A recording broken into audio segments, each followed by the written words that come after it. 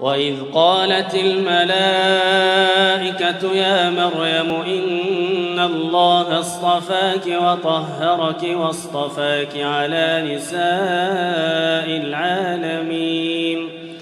يا مريم اقنتي لربك واسجدي واركعي مع الراكعين ذلك من أنباء الغيب نوحيه إليك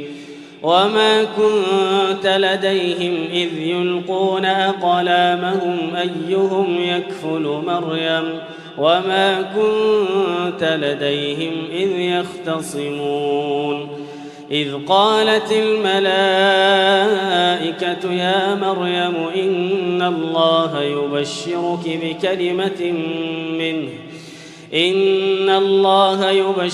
بكلمة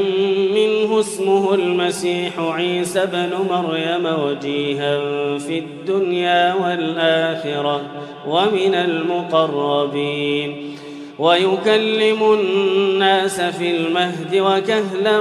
ومن الصالحين قالت رب أنى يكون لي ولد ولم يمسسني بشر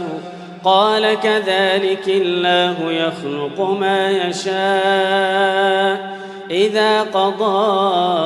أمرا فإنما يقول له كن فيكون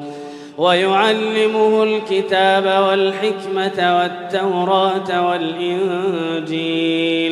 ورسولا إلى بني إسرائيل أني قد جئتكم بآية من ربكم